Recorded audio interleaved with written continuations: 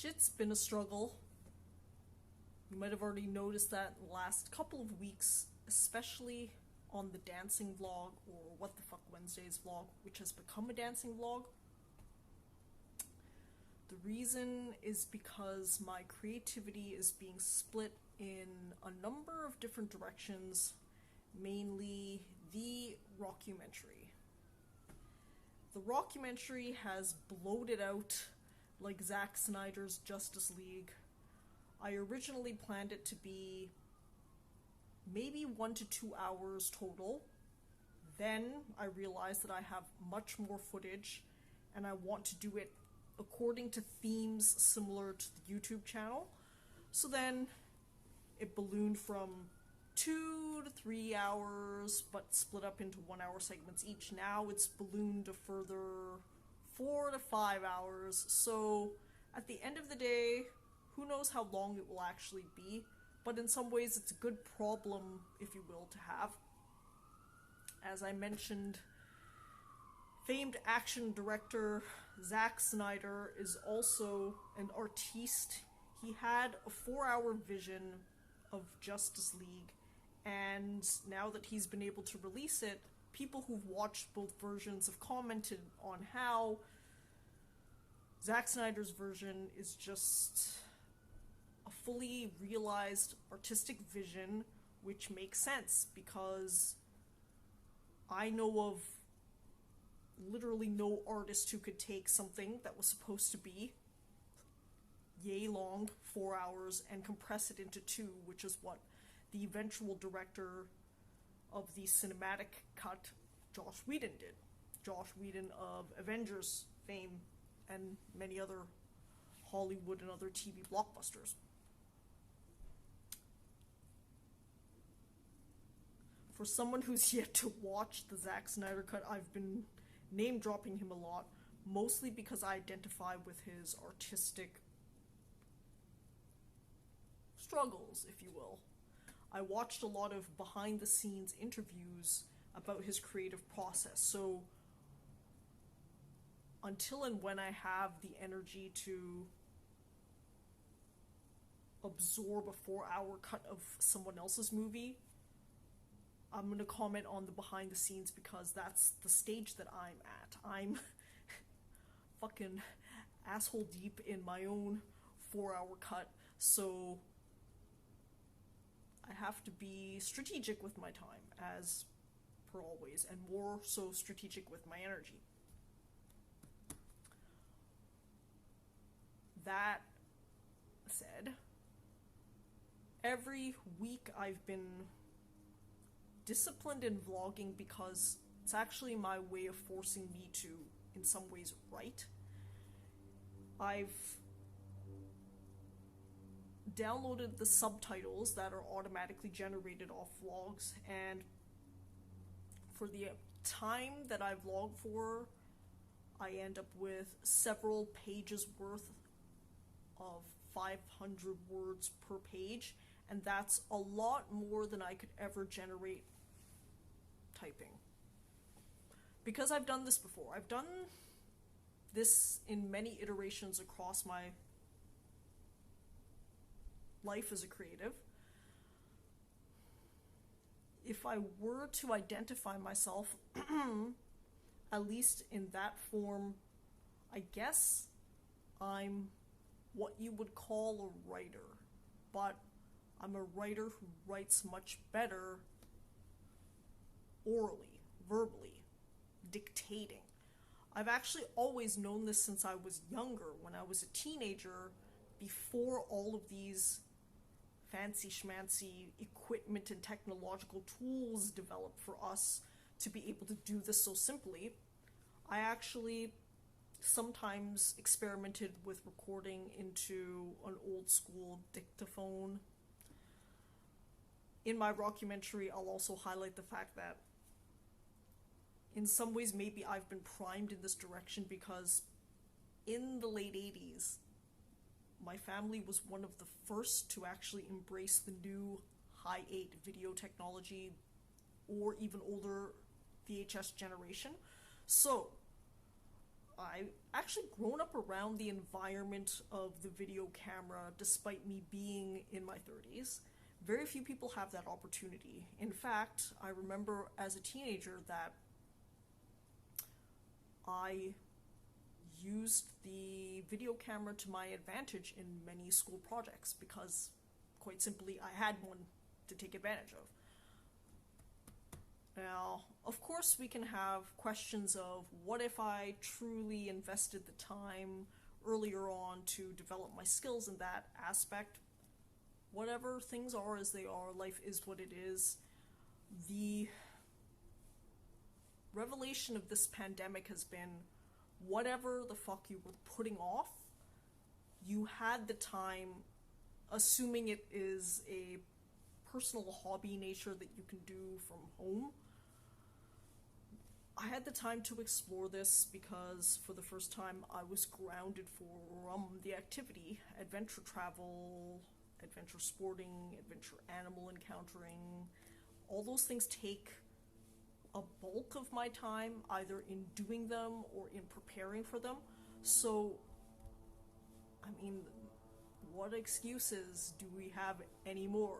I've actually experimented with everything that I had kept, I guess you would call it, in the Pandora's box, and now I've opened it.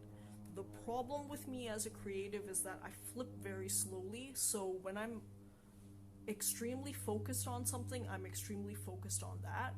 And that's why, in some ways, the dancing creativity has suffered, because as much as I've kept on the schedule, I've had difficulty with muse, I've had difficulty with motivation, more so than before.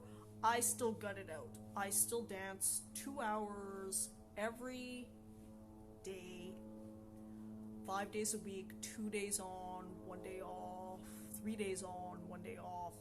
So, in some ways, the struggle is more of a getting started struggle rather than actually doing and executing. I've still executed this whole year. The only problem is that there have been some days where I've had difficulty and I'll sort of procrastinate till the very end of the day. I'm also keeping the neuroscientist Andrew Huberman's sleep schedule, so that means that I'm in bed by 9 or 10 p.m. So, I mean, when I'm documenting my motivational dry spell, I'm still much better than I was before the pandemic, and apparently much better than some people are doing if you're going to trust their own self-assessments of people I know. But forget it, because I've never been about competing with other people. I'm competing with myself to create the best artistic outcome that I can. By best, I mean the most authentically real to me. This is always a hard thing to explain, because being authentic is also about me guiding my muse in certain ways without being heavy-handed. So, yeah. What does that even mean? Okay, part of me delving into my own creative process and understanding it is these vlogs. As everyone who's followed me for any amount of time should know by now, I spitfire these vlogs. Even though I'm looking off, that's because that's my natural eye line. I'm doing everything off the top of my head. I never have any scripting. I never know what I'm actually going to talk about until I press start. That's through literally everything I've ever done on the channel, except for some travel presentations, formal several-hour presentations where I have some scripting, some idea of structure, but even then, I'm less about memorizing and more about feeling the moment and allowing whatever happens in the moment to just channel through me. Okay. Now that I have a bit of a lull in my creative thinking, I'm going to throw down some moves, because even if I've been struggling with the creative aspect of dancing, I still have moves to shit out, if you will. So part of me shitting them out on camera is that I can practice, and the window is my de facto mirror outside, but the best arbiter of my progress is actually still the camera. And the camera is, it is what it is.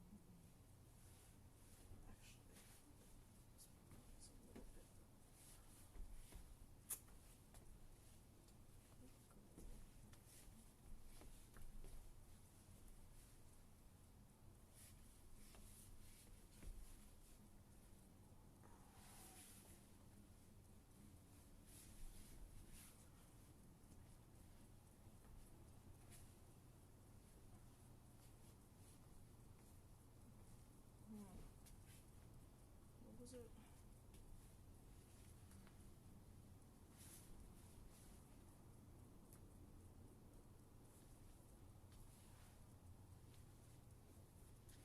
Right.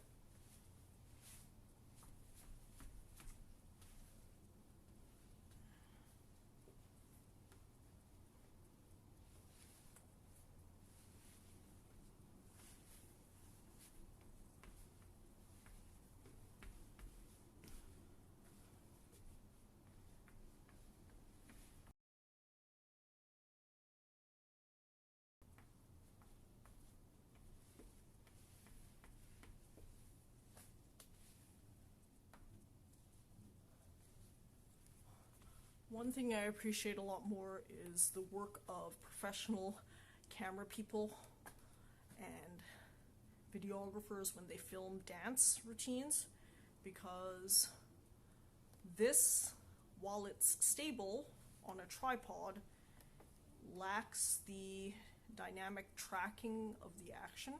So often I found in reviewing footage that I make a funky scrunchy nose face, and that's mostly because I'm trying to visually track myself in the camera, but it's hard to do so many things at once, dance, track, everything, and the screen is but the cell phone screen, so I can see roughly what I'm doing and where I am on my dance floor studio, but I lack the finer details, so when I'm squinting, I'm actually trying subconsciously to focus on those. I've really tried my best to improve on squinty scrunch nose face, but it is going to be there because I wear glasses, and that's what it is. Or maybe even without the glasses, I'd be doing that because the camera is mounted on a higher angle. That's why my natural gaze actually often drifts downwards, because this camera is angled down in order to capture about as much action as I can in one stationary shot. Yes, I could have probably thought of ways to improve things, but I mean, we only thought the pandemic was going to last for a couple of months, and now that I'm watching other YouTubers, or more accurately, I'll call them YouTubers and me just an amateur tuber, I've some appreciation and plans for the future. So I think for what I've done, yes, traveling to 101 countries, I could have actually ended up with no footage at all, depending on what my MO was. Because I grew up with that video camera in my younger years, I've always had an appreciation to shoot volume, because I still think video is one of the best ways to remind yourself of what you've done. Part of why I've been okay just living more mentally adventurous life and a physically adventurous life confined to this patio than my typical adventurous life out in the big wide world is because the adventures, the local adventures, have been enough. Actually, they've been more than enough to occupy me, and in fact, they've been basically the second best thing to actually experiencing these visceral travel, sport, and animal experiences in real life. I've mentioned before the virtual reality 360 camera. If you pair that with a virtual reality headset, that is literally the best thing next to being there, especially if it's your own footage. I've watched other people's VR and 360 footage as well, and that's also very immersive and creates imagery, sensory better than the typical 2D projected on a TV. But when it's your own footage, it's a completely different situation because you had the experience, and whatever is surrounding you is your own memory, really being recreated in front of your eyes, for your ears. Now, we still lack the sense of smell, taste, and touch, but I think to be completely honest, probably AI, advanced robotics, and technology is moving in that direction. So I've just been in shock and awe at how much I've accomplished in my adventure career. Sometimes when you basically are focusing on planning, executing, you're moving from adventure to adventure, and maybe sometimes you lack the downtime to really internalize what you've done, to really appreciate what you've done. Part of the rockumentary filmmaking process is to remind myself exactly of what's happened, and that's the perfect way to do it, is in this down year, or now year and a bit, where adventure travel, adventure sports, adventure animals have been questionable. So I've basically thrown my efforts, energy, time, all into that. And while I've been doing that, I've also still been dancing, but I think I've noticed a noticeable weirdness in my choreography ever since the new year, and that rockumentary has distracted my creativity, but I still think I'm alright. At the very least, all of the activities that I'm undertaking have their own essential value regardless of the creativity. So with dancing, I'm always at least exercising and keeping myself healthy. So regardless of what the moves look like per se, regardless of how cool or groovy I am, I'm actually still exercising and staying healthy and fit. So that in itself is already worth it. That's why I'll continue dancing regardless of what the creative output is. With regards to vlogging, I guess, yes, there's what we would call a dual creative. There's the actual maybe dancing or the currency, but more so it's a writing exercise, so I'll always do that because at the very least every week I've written in the form of several pages when I download the subtitles and convert them. That's the beauty of live vlogging, YouTube in general. It's basically one big SD card, depository, annotating service. So when people ask, well, why do you go live? I have a lot more flexibility in what to do with the content when I go live. That's just what it is. Now, the beauty of it is that anybody who thinks that they could better spend their time doing something else can go freely do that, okay? At the very least, I find great use for myself and my content, and whatever people can glean from it is just extra. It's for them. Yeah, okay, am I choreograph more? Well, I'm basically just refining the base choreography that I've worked on for the last week or so. But the camera tracking is really throwing me off here. I'm very used to dancing in this half when I practice, so when I'm basically practicing for the camera, it's confining me to this half, which is my least favorite half.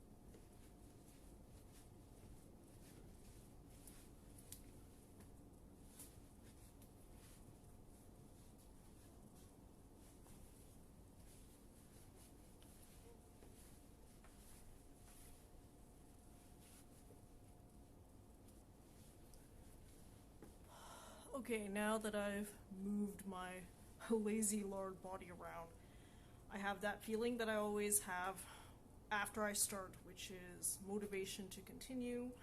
I also just feel good, and this is physiology, biology at work. As humans, exercise is one of the big three. Okay, so it's the one that I focus on a lot, at least on the What the Fuck's Wednesday vlog, especially when I was doing a little bit more dancing. I mean, just some days I'm gonna feel like doing less, more.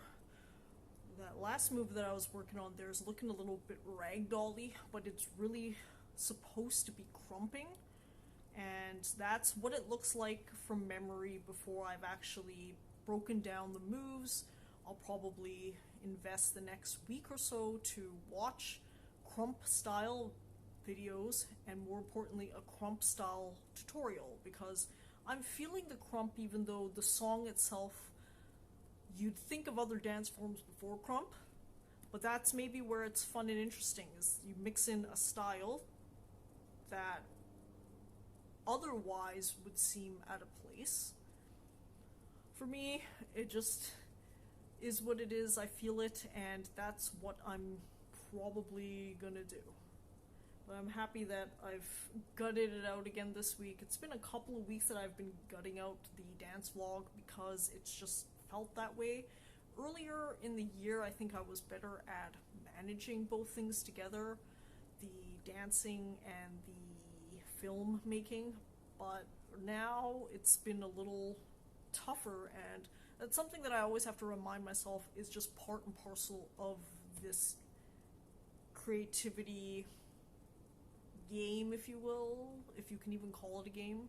I think I'll have to think of another word to describe it, because game seems too strategic and tactical for what it really is. Creativity is really more of a just bitch on a period.